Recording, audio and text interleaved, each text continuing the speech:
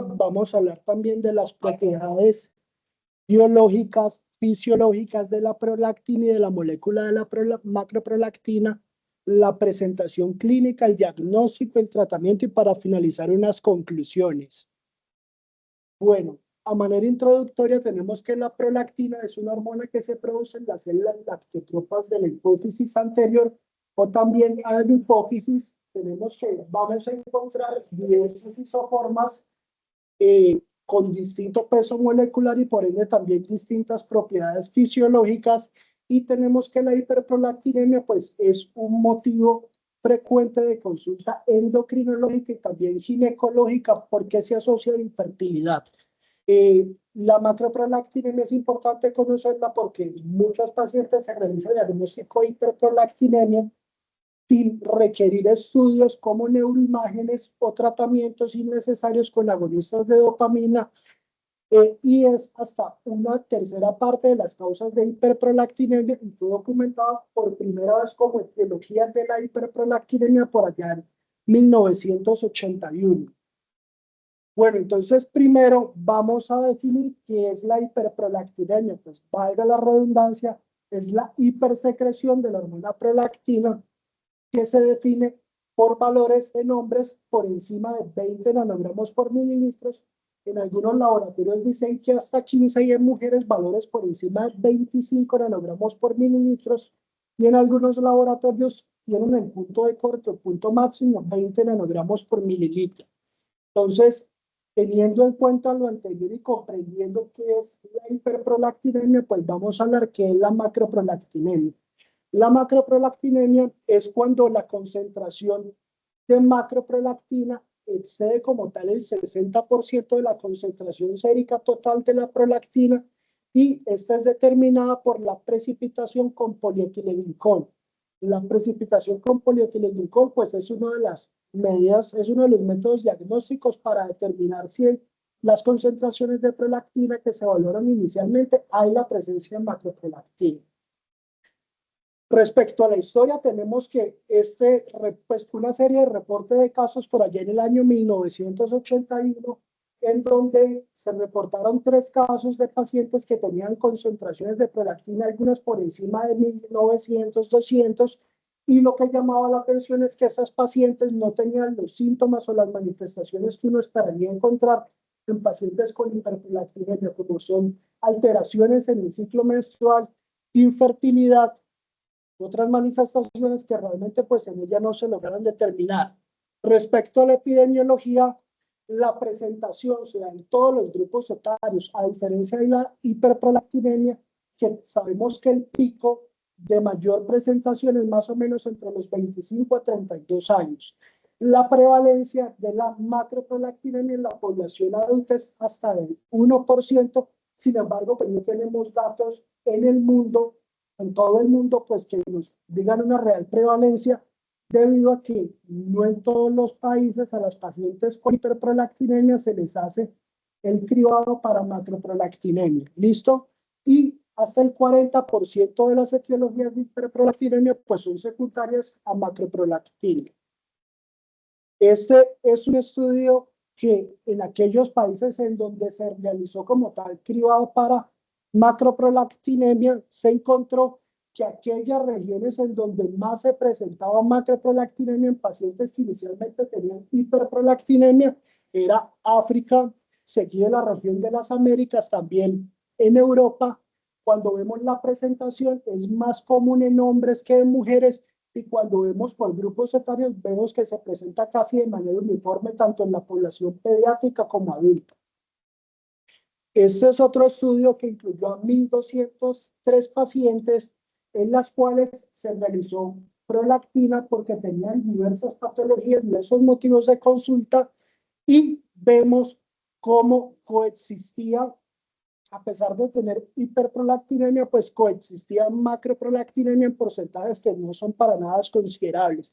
Lo primero es aquellas pacientes que tenían prolactinomas, hasta un 9.37% tenían macroprolactinemia, y esto es uno de los mensajes importantes, es que el hecho de que una persona tenga macroprolactinemia no me excluye que puede tener una hiperprolactinemia o que pueda tener un tumor de hipófisis. Lo otro es pacientes con diabetes tipo 2, pacientes con ginecomastia, pacientes con infertilidad, pacientes con síndrome ovario poliquístico, pero esto no es sinónimo, no significa que la macroprolactinemia ni ocasione esas condiciones.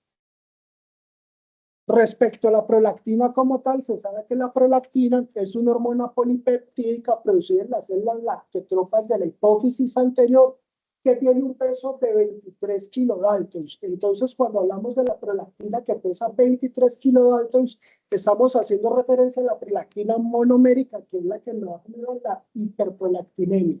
Sin embargo, también tenemos prolactinas que tienen más de ese peso. Encontramos la prolactina dimérica o la biprolactina, que tiene un peso de 50 kilodaltons, y prolactinas que tienen un peso mayor de 150 kilodaltons, y es lo que se conoce como la biprolactina o la macroprolactina. Sabemos que el principal mecanismo regulatorio de la secreción de prolactina se da a nivel del hipotálamo mediante la dopamina, y tenemos que la vida media en suero es aproximadamente de 26 a 47 minutos. Es por esta razón que en algunos textos uno encuentra que uno debería hacer mediciones seriadas de la prolactina, no solamente basarse en un valor único y promediar el valor de las 2 o 3 muestras de la prolactina que se toma. La secreción es circadiana y pulsátil. Cuando estamos en el sueño, pues digamos que empiezan a incrementar esas concentraciones de prolactina, alcanzando un pico más o menos a las 9 o 10 de la mañana, y diversos estímulos fisiológicos pues también puede ocasionar que se incremente la prolactina, como por ejemplo la succión en las papas, la succión del pezón en las pacientes que están lactando. Sin embargo, también el estrés, muchas cosas. ¿Listo? Respecto a la macroprolactina, su peso molecular está dado porque ella no va solita, ¿cierto? Ella va unida a inmunoglobulinas, predominantemente inmunoglobulina G, pero también va unida a inmunoglobulina A, y debido a su peso molecular, pues tenemos que no atraviesa la barrera hematoencefálica, por lo tanto, pues no tiene ese efecto sobre la hormona liberadora de gonadotropinas, y por lo tanto, pues no me causa los efectos de la prolactina monomérica pues en la parte de fertilidad. Y otra cosa importante a tener en cuenta es que la depuración se da a nivel hepático y renal. Sin embargo, como es de alto peso molecular, pues es mucho más difícil pasar la barrera de filtración glomerular y poder depurarse. Por lo tanto, el problema se dice que no está tanto en la producción, sino más bien en la excreción, porque pues debido a su peso molecular. Por lo tanto, la mayor parte circula en el torrente circulatorio. Respecto a la clasificación de macroprolactinemia, pues realmente no hay una clasificación. Sin embargo, la hiperprolactinemia sí la clasificamos según las concentraciones de prolactina sérica en leve de 20 a 50 nanogramos por mililitro, moderada de 50 a 100 nanogramos por mililitro, y severa por encima de 100 nanogramos por mililitro. Y tenemos que los valores séricos de los pacientes con macroprolactinemia pues van a oscilar entre 20 y 663 nanogramos por mililitro. Es lo más usual. Sin embargo, lo más usual es encontrar concentraciones por debajo de 200. Y es importante tener en cuenta también la clasificación basada en las concentraciones, porque pacientes con concentraciones muy altas de prolactina, lo primero que uno tiene que descartar es la presencia de un prolactinoma, ya sea un prolactinoma o un macroprolactinoma gigante, que tienen a tener concentraciones de prolactina sérica por encima de 200. Respecto a la anatomía de la hipófisis se ubica en la silla turca como tal. Tenemos que está la mayor parte de su límite está dado por el hueso esfenoides. Tenemos que el hueso esfenoides va a constituir la parte del piso, la parte posterior y la parte del techo. En la parte anterior vamos a encontrar el diafragma celar y el chiasma óptico, y en la parte lateral vamos a encontrar la dura madre y el seno cavernoso. Y algo importante es que ahí en el seno cavernoso pues encontramos las carótidas internas. Bueno, respecto a más de la anatomía, tenemos que la hipófisis, pues sabemos que tenemos dos lóbulos. Uno es la hipófisis anterior o adenohipófisis, la otra es la hipófisis posterior o neurohipófisis. En la neurohipófisis pues se va a secretar lo que es la vasopresina y la oxitocina, y en la adenohipófisis o hipófisis anterior se van a secretar las otras hormonas. La irrigación de la hipófisis posterior está dada por las arterias hipofisarias, que son ramas de la arteria carótida interna, y en menor medida por el sistema portipofisario, que es la parte venosa. A diferencia de la hipófisis anterior, que la mayor parte de la irrigación está dada por el sistema portipofisario, que es venoso, por lo tanto se dice que hay una irrigación paradójica, y eso también le hace que sea más susceptible cuando hay pérdidas de sangre a isquemia y necrosis. Respecto al eje hipotálamo-hipófisis, el eje hipotálamo-hipófisis, como ya lo hemos mencionado anteriormente, pues el hipotálamo es una estructura del diencéfalo que se comunica con la hipófisis a través del tracto hipotálamo-hipofisiario del sistema portipofisario, y pues ya sabemos las hormonas que nos va a dar, que son la prolactina, la TSH, el luteinizante folículo estimulante, la hormona adrenocorticotrópica y también la hormona de crecimiento. Y por diversos mecanismos de retroalimentación negativa, digamos que este eje mantiene unas concentraciones estables de estas distintas hormonas. Cuando esta diapositiva hace referencia básicamente para describir cómo funciona la dopamina se produce en el hipotálamo, en los núcleos paraventriculares, y tenemos que cuando hay concentraciones elevadas de prolactina, lo que va a hacer es que va a ir a la hipófisis, va a actuar sobre los receptores dopaminérgicos D2, va a inhibir la adenyl-ciclasa, disminuye las concentraciones de AMP cíclico y con ellos caen las concentraciones de prolactina.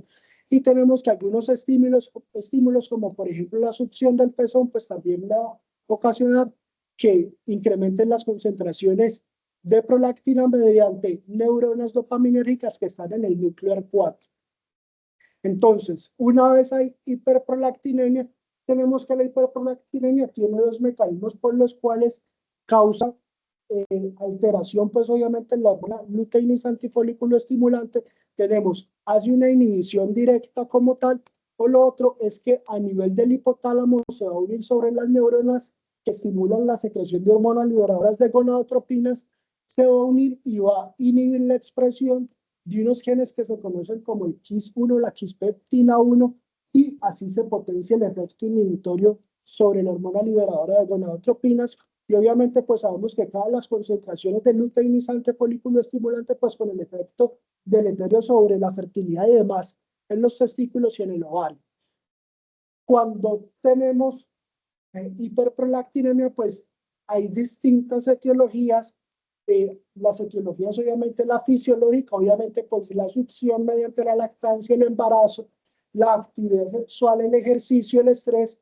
Respecto a la parte farmacológica, tenemos que los psicofármacos como los antidepresivos, los antipsicóticos, pero también están los prokinéticos, los opiáceos y los antagonistas H2. También tenemos enfermedades sistémicas como por ejemplo la enfermedad renal crónica, porque ya les dije que la depuración se da por vía renal, el hipotiroidismo, el síndrome de ovario poliquístico, trauma torácico, cirrosis hepática, epilepsia, y también algunas enfermedades oncológicas como los carcinomas de células claras del riñón y del pulmón, porque pueden producir prolactina y sería la manifestación de un síndrome paraneoplásico, la hiperprolactinemia. Y no menos importante, pues obviamente los prolactinomas son los tumores funcionales que me van a secretar prolactina. También hay un grupo de pacientes en los cuales pues no se puede determinar una causa y se habla de hiperprolactinemia idiopática. Es importante tener en cuenta ese concepto de hiperprolactinemia idiopática, porque en estos pacientes con esta hiperprolactinemia que tienen impacto en la fertilidad y no se logra demostrar una etiología, pues tiene indicación de tratamiento. Lo otro es la macroprolactinemia, y tenemos que hasta un 26% de los pacientes con macroprolactinemia tienen prolactinomas asociados, que me ocasionan que también tengan una elevación de la prolactina monomérica. Respecto a las manifestaciones clínicas, pues el exceso de prolactina causa ganancia de peso, alteración en el desarrollo de caracteres sexuales, hipogonadismo, infertilidad, galactorrea y también mayor riesgo de osteopenia y osteoporosis, y alteraciones obviamente en el ciclo menstrual como oligomenorrea, resequedad vaginal, irritabilidad y depresión, específicamente para los microprolactinomas. Pero cuando tenemos macroprolactinomas, que son tumores mayores de 10 milímetros, o prolactinomas gigantes que son mayores de 40 milímetros, pues también vamos a tener el efecto de masa, entonces vamos a tener alteraciones visuales, cefalea u otras sintomatologías, pues por el efecto de compresión. Sin embargo, en las pacientes con macroprolactinemia, tenemos que tener en cuenta que ella circula en sangre, por lo tanto, pues en algunos textos se considera que es una hormona biológicamente inactiva, por lo tanto, pues no tiene todas esas manifestaciones que uno esperaría encontrar. Este estudio incluyó 183 pacientes, básicamente lo que comparaba era 162 pacientes que tenían verdadera hiperprolactinemia, o sea, aquella que estaba causada por hiperprolactina por la prolactina monomérica, versus las pacientes con macroprolactinemia, y encontramos que obviamente la galactorrea fue mayor en las pacientes con verdadera hiperprolactinemia, alteraciones menstruales, alteraciones en la ovulación. Sin embargo, esto que me llamó la atención era que en la parte de fertilidad realmente no había una diferencia como tal entre tener hiperprolactinemia verdadera o tener una macroprolactinemia, pues lo cual contrasta con lo que hemos venido hablando previamente. ¿Cuándo podemos sospechar la hiperprolactinemia? Cuando tenemos pacientes obviamente con concentraciones de prolactina elevadas y que sean asintomáticas, que tengan resistencia a los agonistas de dopamina y que tengan neuroimágenes normales. Entonces, ¿uno a qué pacientes le realiza prolactina? Porque digamos que no todas las pacientes pues tienen la indicación de realizar prolactina. Entonces, basado en lo siguiente. Digamos que respecto a la parte clínica, aquella paciente que tiene galactorrea, alteraciones en la libido, infertilidad o alteraciones en su ciclo menstrual, ese sería el criterio clínico para uno pedir una prolactina. En aquellos pacientes que por laboratorio pues hay evidencia de hipogonadismo, hipogonadotrópico también, y en aquellas pacientes que como hallazgo incidental se les documente una imagen en la silla turca, pues también habría que pedir prolactinas. Después de pedir la prolactina, tenemos que mirar cuál es el valor de la prolactina. Aquellas pacientes que tienen prolactinas por encima de 200 son candidatas a realizar resonancia de la silla turca. Sin embargo, aquellas pacientes que tienen concentraciones menores de 200, hay que considerar pues otras causas como estrés, medicación, hipotiroidismo, enfermedad renal, enfermedad hepática y en embarazo. Y algo que me gustó de este cuadrito es que incluyen la presencia de macroprolactina, porque en algunos casos pues se hablaba simplemente de hiperprolactinemia idiopática, pero no se tenía en cuenta el término macroprolactinemia. Para realizar el diagnóstico, entonces lo primero que nosotros vamos a hacer es tomar una prolactina sérica. Tenemos que realizar en ayunas 2 a 3 horas después de despertarse y sin el estrés asociado a la venopunción. Por eso, pues en algunas ocasiones se toman 2 o 3 muestras, y si tenemos que el valor es de 25, por encima de 25 nanogramos por mililitro, pues tenemos una paciente con hiperprolactinemia. Los análisis de eso son análisis inmunométricos que básicamente lo que buscan es detectar una reacción antígeno-anticuerpo, y tenemos que los análisis inmunométricos pues también detectan formas de macroprolactina de forma variable. Sin embargo, pues no son fidedignos pues para uno documentar la presencia de macroprolactina. Lo que se recomienda, aunque ese no es el gold estándar, es la precipitación con polietilenglicol. El polietilenglicol tenemos que actúa como una esponja molecular. Básicamente lo que hace es que me permite separar todas esas isoformas de prolactina, ya sea macroprolactina, prolactina grande o prolactina monomérica, y obviamente pues eso luego nos va a dar un resultado. Sin embargo, pues tiene algunas limitaciones, y es que puede precipitar de manera parcial la prolactina monomérica, y otros que podemos tener falsos positivos o falsos negativos. Entonces, ante esos casos de falsos positivos o falsos negativos, la recomendación es realizar la cromatografía de filtración en gel, que tiene mayor precisión diagnóstica. Tenemos que también identifica todas las isoformas de prolactina, evita obviamente todos esos falsos negativos, pero también es mucho más costoso, requiere un equipamiento especializado y pues se demora un poquito más respecto a las otras ayudas diagnósticas. Respecto al uso de imágenes o no, pues podemos tener la tomografía o la resonancia. Sin embargo, este estudio en que evaluó 15 pacientes con macroprolactinemia y 55 pacientes con verdadera hiperprolactinemia, realmente nos dice que las probabilidades de nosotros tener una resonancia normal pues son bastante altas, por lo tanto no se recomienda de rutina. Sin embargo, como se los dije anteriormente, si tengo una paciente con una prolactina sérica elevada muy alta, pues podría considerarse la realización de la neuroimagen, pero en una macroprolactinemia pues no se recomienda. Entonces, respecto al tratamiento, uno, ¿por qué trata a la pues a las pacientes con hiperprolactinemia? Porque queremos normalizar las concentraciones de prolactina.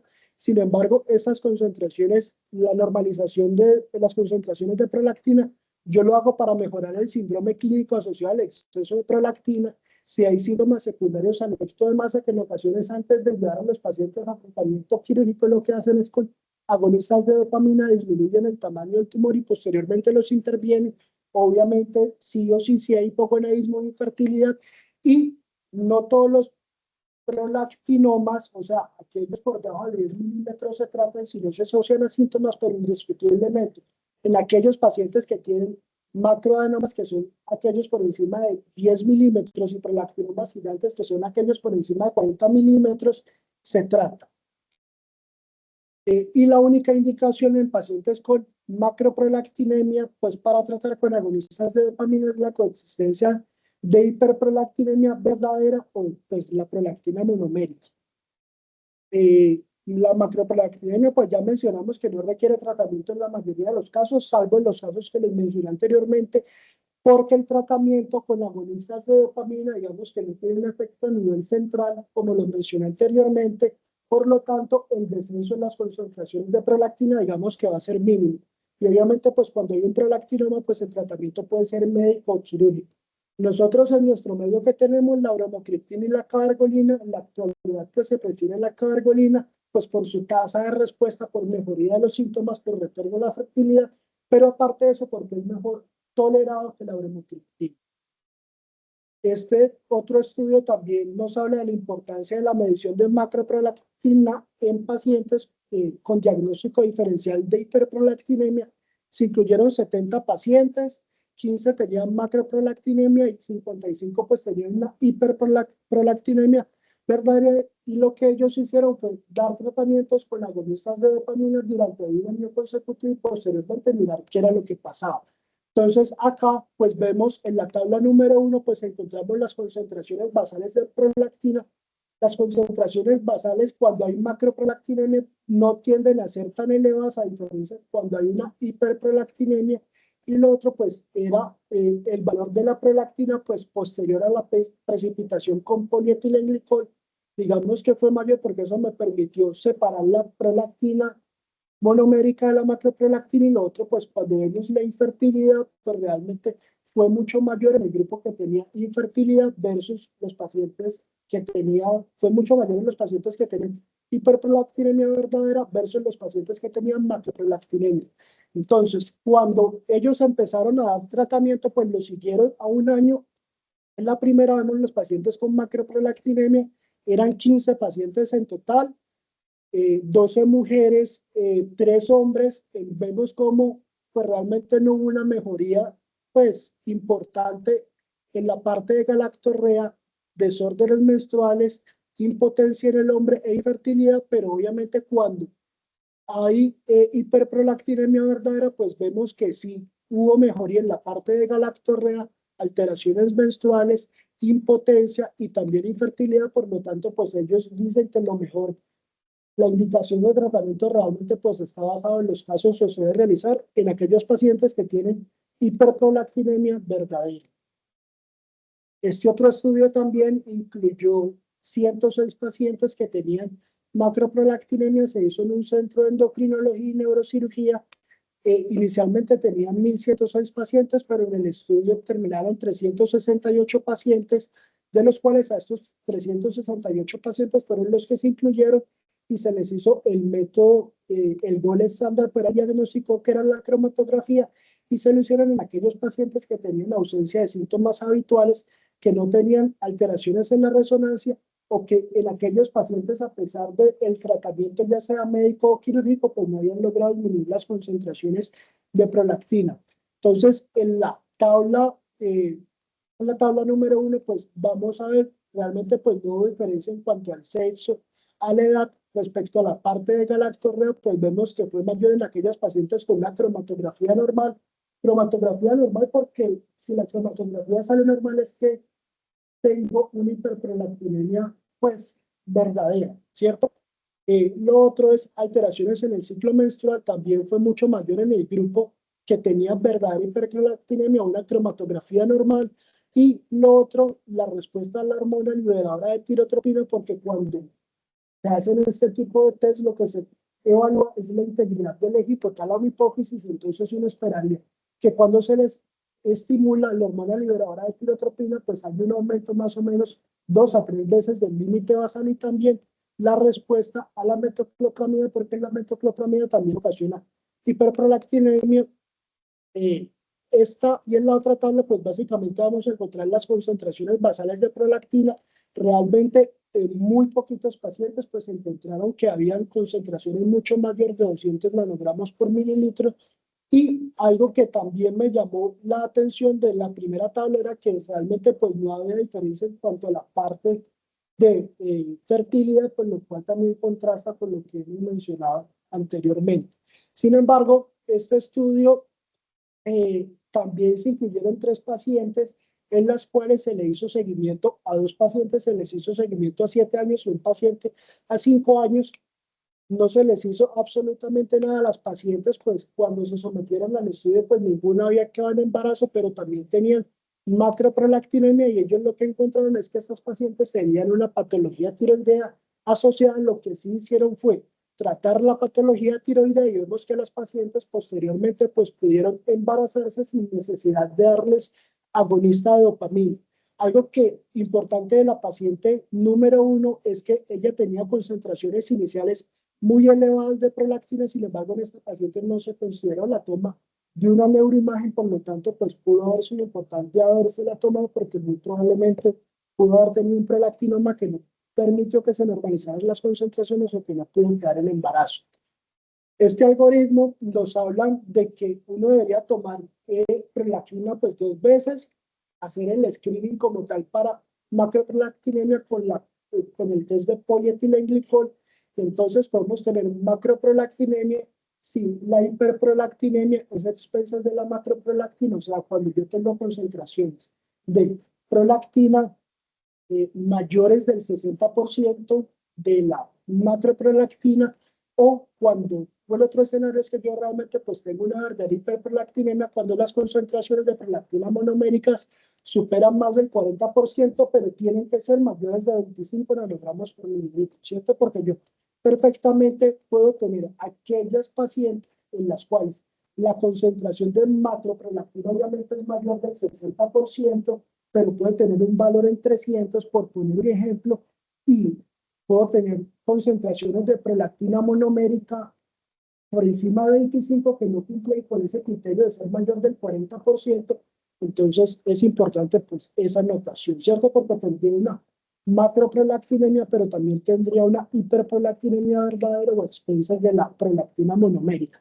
Entonces, sí, la concentración absoluta de prolactina monomérica está por debajo del límite inferior, en este caso 20 o 25, dependiendo del laboratorio, no requiere tratamiento como tal.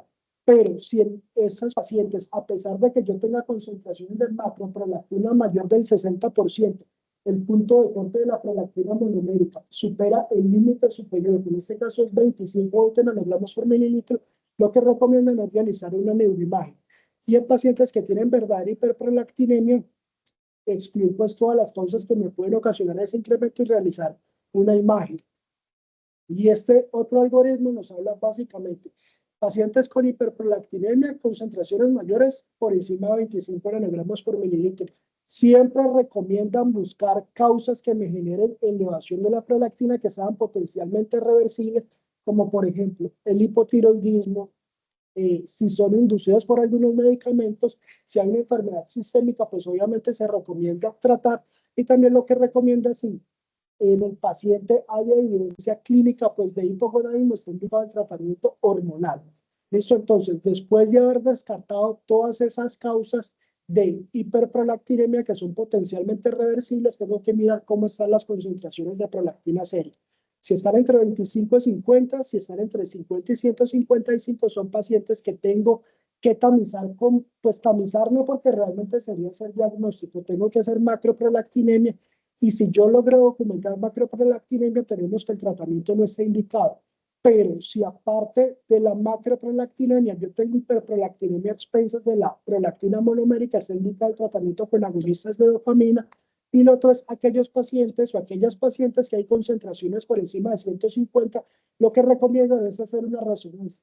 La resonancia se recomienda para hacer buscando específicamente pues adenomas. Si no hay evidencia de un tumor, se dice que es una hiperprolactinemia idiopática. El tratamiento en este caso con agonistas de dopamina está indicado. Si obviamente tengo un tumor, un adenoma, confirma el prolactinoma, va para tratamiento con agonistas de dopamina. Si hay criterios para resistencia con agonistas de dopamina, lo que recomiendan es el abordaje transestenoidal, que eso ya es quirúrgico. Entonces, ya para finalizar, lo primero es que debido a sus propiedades físico-químicas, pues la macroprolactina es considerada una hormona biológicamente inactiva. En algunos casos hay infertilidad asociada, y el tratamiento con agonistas de dopamina no mejora las tasas de infertilidad. Lo que se recomienda en estos casos es realizar búsqueda activa de otras etiologías de infertilidad.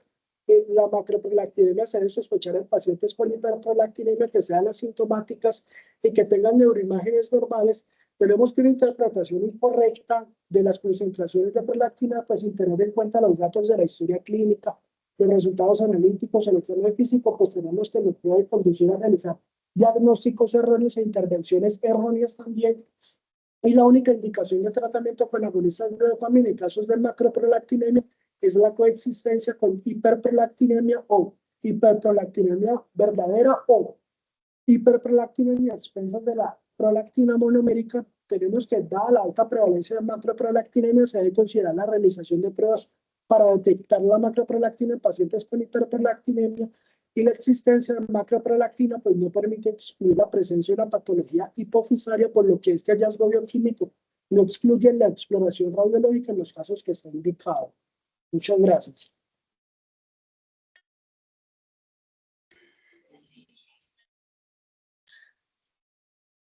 María Angélica, ¿tú estás ahí?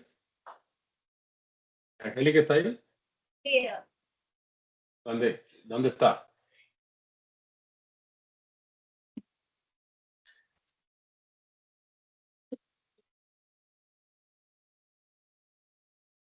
María Angélica, ¿me escuchas?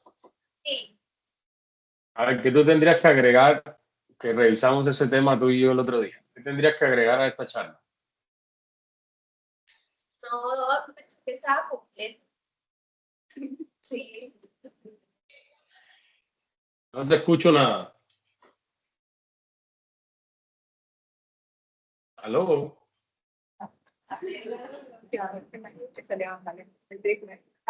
Hola, ¿ahí me escucha? Sí, ahora sí te escucho. Dime. Doc, no, a mí me pareció que estuvo completo.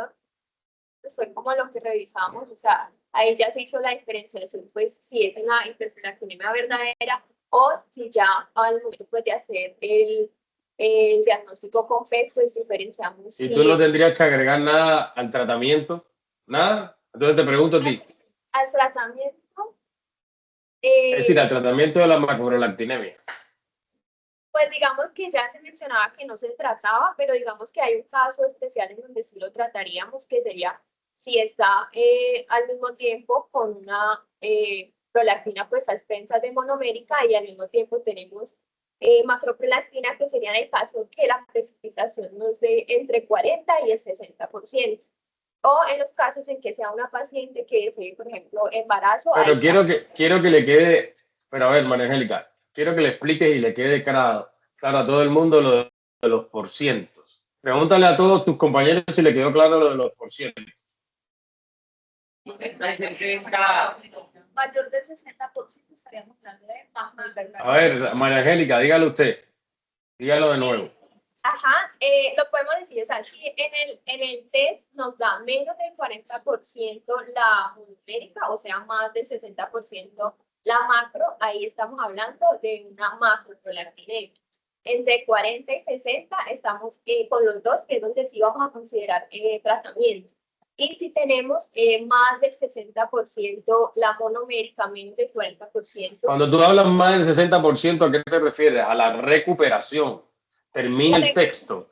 La recuperación de la macroprolactinemia. Siga. sí. Si es más del 60% la recuperación. Pero es que, Doc, la recuperación es de la monomérica, no de la macro. Exacto. No, yo sí te entiendo, pero cuando tú dices recuperación, es la que yo recupero. ¿Cómo tú indicas? ¿Cómo tú indicas el examen? O sea, el resultado. No, ¿cómo tú le mandas a una mujer un examen? ¿Qué le dices?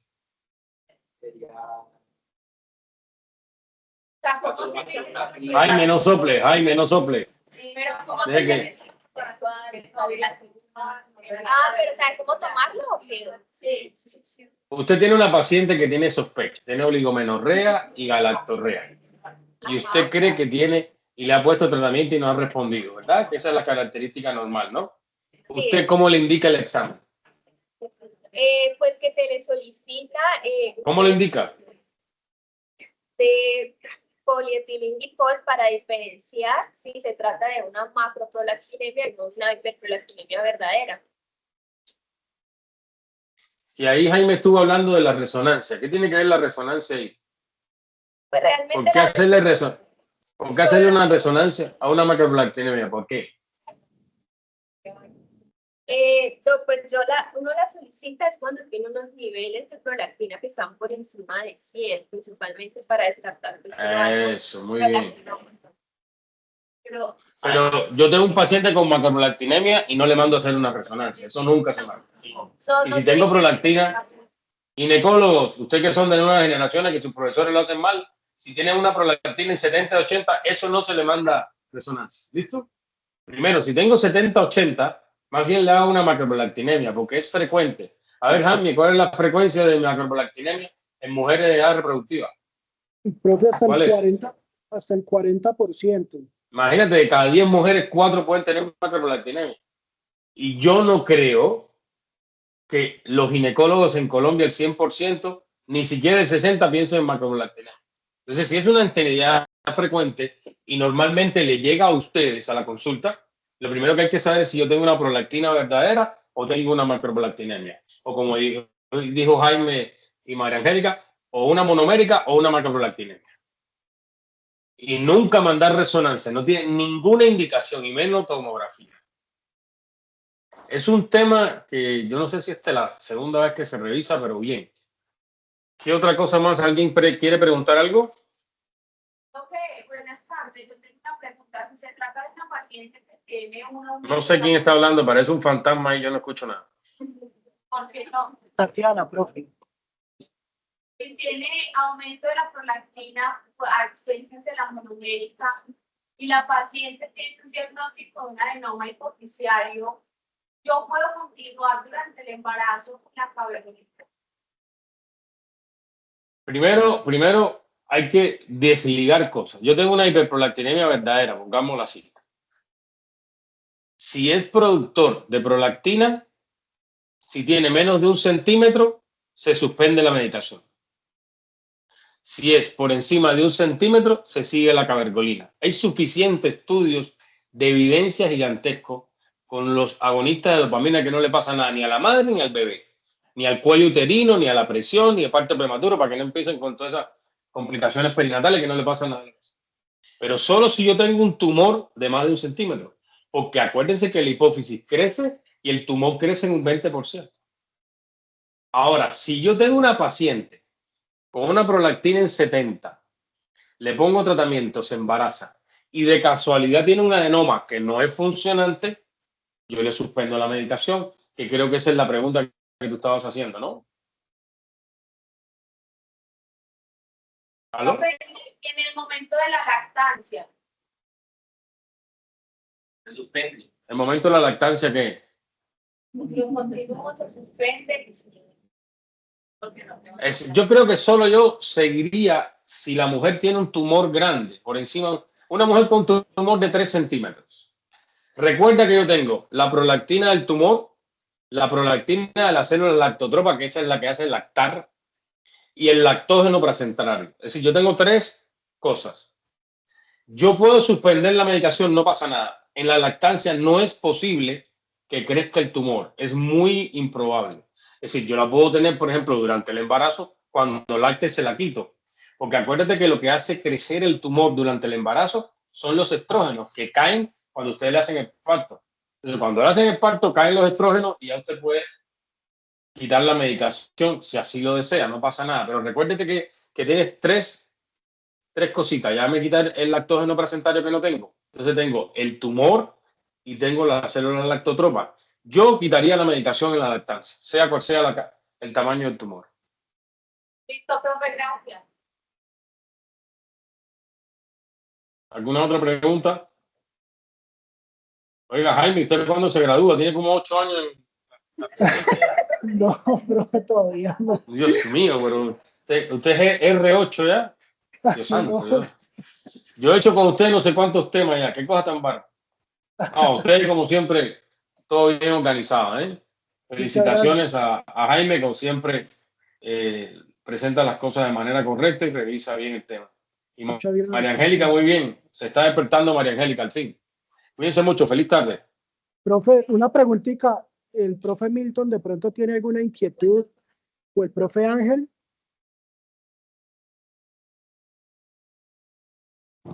No, yo ninguna. Muchas gracias. Muy buena la charla, Jaime. Listo, profe. Profe, no, yo creo que entonces pues damos por terminada la gran sesión. Muchas gracias. No, gracias a ustedes. Felicitaciones. Gracias, profe.